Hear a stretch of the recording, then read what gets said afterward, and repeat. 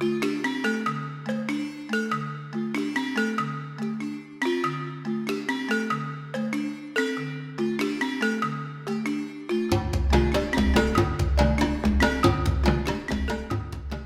dans ce chapitre de la Bibliothèque des Mémoires consacré aux personnes vivant à Mayotte qui s'étaient absentées durant le cyclone et qui sont revenues chez elles par la suite.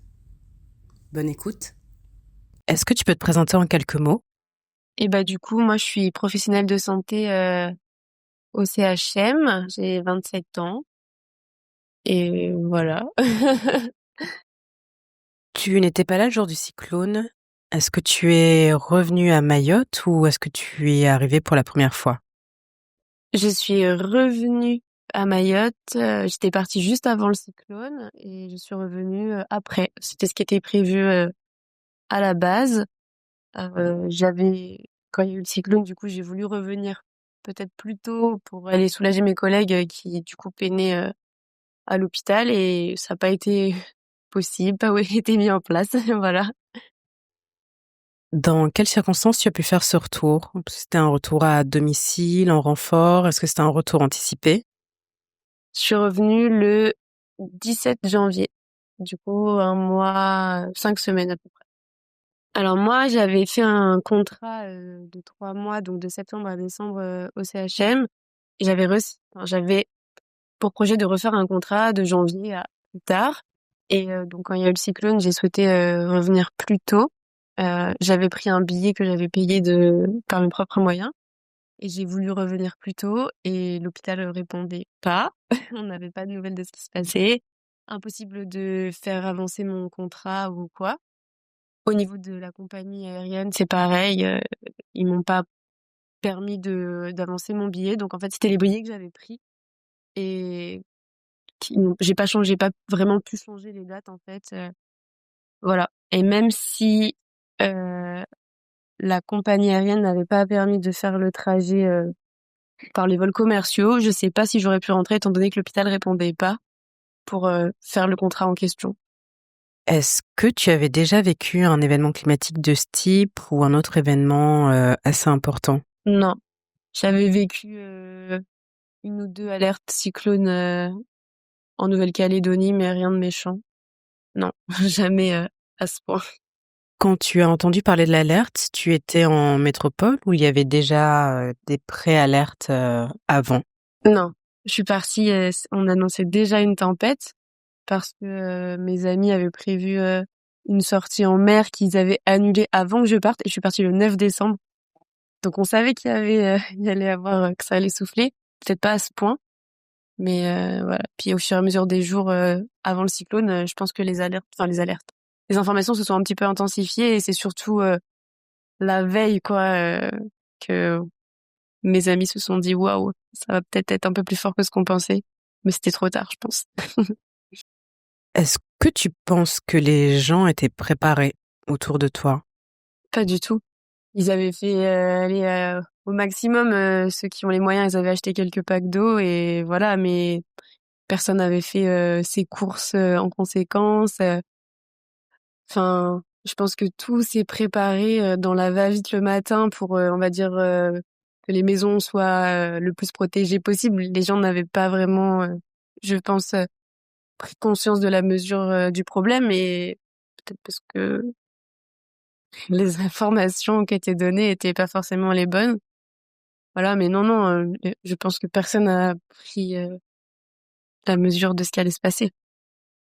Toi, quand tu es revenu, qu'est-ce qui t'a le plus choqué ou interpellé? Bah, c'était comme Mayotte, mais avec des trous partout. Ça me fait un peu bizarre. Effectivement, il y avait des endroits où il y avait des trous, plus de toit, etc. Bah, je m'y étais préparée parce que, bon, du coup, j'avais beaucoup de contact avec mes amis sur place et je regardais les informations et les photos qui étaient postées sur les réseaux sociaux, etc.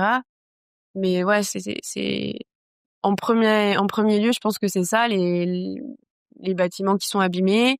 Et puis après, la végétation qui est toute abîmée aussi. Il y a plus de feuilles. Là, dans le jardin, on voit bien. On voit bien. Là, on voit plus. Du coup, il y avait un très gros arbre, il y en a plus. C'est ça qui m'a, on va dire, interpellée le plus en arrivant.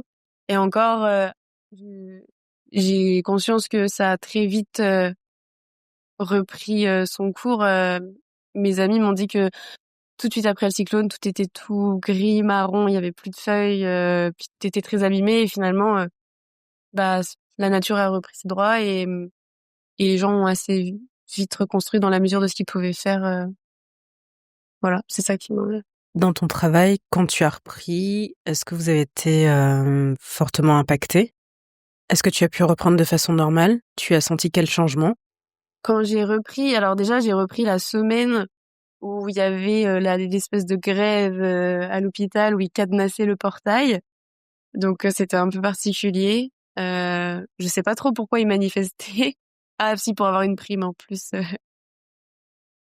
je pense. Bon bref, du coup, bah déjà ça. Donc oui, ils nous laissaient pas rentrer et en fait on a pu rentrer en escaladant un peu un mur qui était tombé à cause du cyclone. Donc ça c'était particulier. Après, au niveau du service de rééducation de l'hôpital, il y avait beaucoup moins d'externes, donc des consultations extérieures qui viennent, parce que ça avait été réduit au maximum. Du coup, c'était plan blanc, j'imagine. Enfin, les consultations extérieures avaient été au minimum, enfin au maximum restreint, donc il y avait beaucoup moins de consultations externes. Et après, sinon, au niveau du service de rééduc, il n'y a pas eu forcément beaucoup de changements. J'essaye de réfléchir. Bah, les locaux ont été un peu endommagés, mais bon, ça tient debout. On a perdu, je sais que la secrétaire du service a perdu énormément de ses documents, des ordonnances, etc. à cause des dégâts, parce que les Algeco ont pris l'eau et son bureau en l'occurrence est dans un Algeco déjà. Voilà. Et sinon, non. Mes collègues étaient fatigués parce que bon, Noël, c'est toujours une période déjà qui est un peu juste au niveau de l'hôpital. Et il faut rajouter à ça, je pense, la fatigue personnelle d'avoir vécu le cyclone, de devoir gérer sa maison, toutes les aides qui ont été faites dans les quartiers, on va dire, qui avaient besoin. Donc tout ça fait qu'ils étaient plutôt fatigués. Voilà, un petit peu ce que j'ai pu remarquer en termes de changement. Est-ce que tu as des commentaires à faire sur la gestion de cet événement et de ce que tu as pu en voir? Alors, bah déjà, je pense que comme beaucoup, on pense que le problème a été trop minimisé en amont et du coup, les gens, que ce soit les gens qui vivent dans les bangas ou même ceux qui vivent dans des maisons en dur, personne a pris en vraiment ouais, c'est ça, la mesure de ce qui allait se passer. Et donc, je pense que ça aurait pu peut-être être plus anticipé. Après, je sais pas, peut-être que les informations météo bougent super vite, etc. Mais je pense que vraiment, ça n'a pas du tout été anticipé. De même que je suis pas sûre qu'ils aient fait venir plus d'eau sur le territoire en amont pour potentiellement qu'il y ait les coupures d'eau qu'il y a eu derrière. Pareil au niveau des installations électriques. Enfin, je suis pas sûre que il y ait des choses qui aient été beaucoup, en tout cas, été mis en place pour anticiper la chose. Et après, derrière, moi, je peux que parler de ce que mes amis ont ressenti, c'est se sentir abandonnés, il y avait les secours passaient pas, la sécurité civile on la voyait pas. Nous on habite Kaweni, personne n'est allé aider dans les bangas à voir ce qui se passait, bah pour aider, voir ce qui se passait sous les tôles, voir si les gens avaient besoin. Personne est venu au lycée des Lumières à part les bénévoles qui étaient là parce que je pense c'était les plus proches et qu'ils ont été aidés, mais il n'y a pas eu vraiment d'aide organisée pour aller soutenir la population. Donc c'est assez... Quel sentiment c'est assez... Bah, c'est triste. Et c'est un peu révoltant quand même.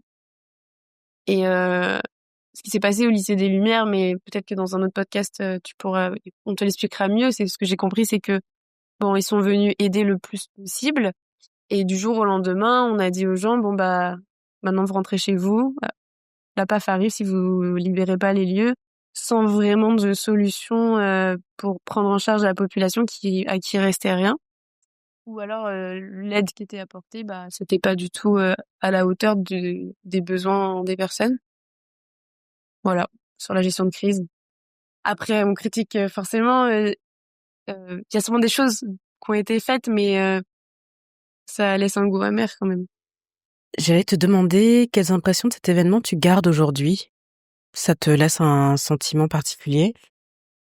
Bah ouais, un sentiment d'avoir été délaissé.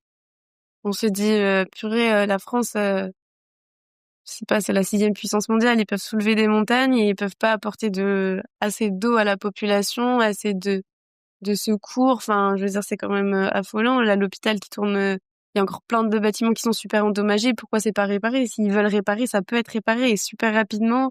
Pareil pour les établissements scolaires. Enfin, les gens qui disent oui, c'est compliqué, Mayotte c'est une île, c'est loin de tout, certes, mais si ils voulaient, ils pourraient faire plus. Du coup, c'est un peu un sentiment de délaissement, je pense. J'arrive au bout de mes questions. Je te remercie pour ton témoignage. J'avais une question subsidiaire. Tu n'es pas obligé d'y répondre si tu ne veux pas. Je pense en faire un sujet d'épisode à part entière. C'était sur le nombre de morts qu'il y a eu. Oui, il y a un chiffre officiel. Est-ce que selon toi, est-ce que tu as un avis sur cette méthode de comptage ou... J'en ai aucune idée. Je pense qu'il y a plus de morts que ce qui est annoncé. Alors peut-être pas les 60 000 personnes qu'on a entendues sur les réseaux sociaux, ça me paraît énorme. Mais vraiment, c'est un avis vraiment personnel. Mais je pense que c'est plus que ce qui a été annoncé parce que il y a tellement de gens qui sont pas recensés et il y a une vie complètement parallèle à côté de tout ce que nous on connaît, très loin dans les mangas en arrière. Et je pense que ces gens-là, en fait, c'est ça qui est un peu frustrant par rapport même à ta question d'avant, c'est que c'est toujours les mêmes qui sont complètement oubliés. C'est comme s'ils n'existaient pas et ils sont morts et on le saura pas. Et on sait qu'il y a des décès. Je pense plus ouais aussi. Voilà. Après, euh, j'ai eu des échos que peut-être les gens des mangas voulaient pas non plus que ça se sache parce qu'ils veulent pas que l'État y mette leur nez dans justement tout ce qui se passe loin de la ville, etc. Parce que s'ils font venir du monde pour compter les morts, ça veut dire que potentiellement ils savent où les familles habitent. Et voilà. Et je pense que les personnes qui sont en situation irrégulière sur le territoire et qui vivent dans ces bangas, ils préfèrent se faire oublier pour pouvoir rester dans cette vraiment c'est personnel, mais dans cette situation plutôt qu'on mette le nez. C'est en tout cas ce que j'en ai entendu dire et ça m'étonnerait pas trop. Même si c'est dramatique parce que vraiment je me dis bah c'est des personnes déjà ils existent pas sur le territoire parce qu'on n'en parle pas, on sait même pas qu'ils sont là et là ils sont morts dans le silence et c'est moi je trouve ça super triste. Voilà. Mais la méthode de comptage, je pense que ça rend bien service à l'État aussi que de dire qu'ils sont musulmans et qu'ils enterrent vite leurs morts, bah c'est vrai sûrement, mais ça rend bien service aussi pour dire qu'il n'y a pas eu trop de pertes humaines. Je n'ai pas d'autres questions. Je te remercie beaucoup.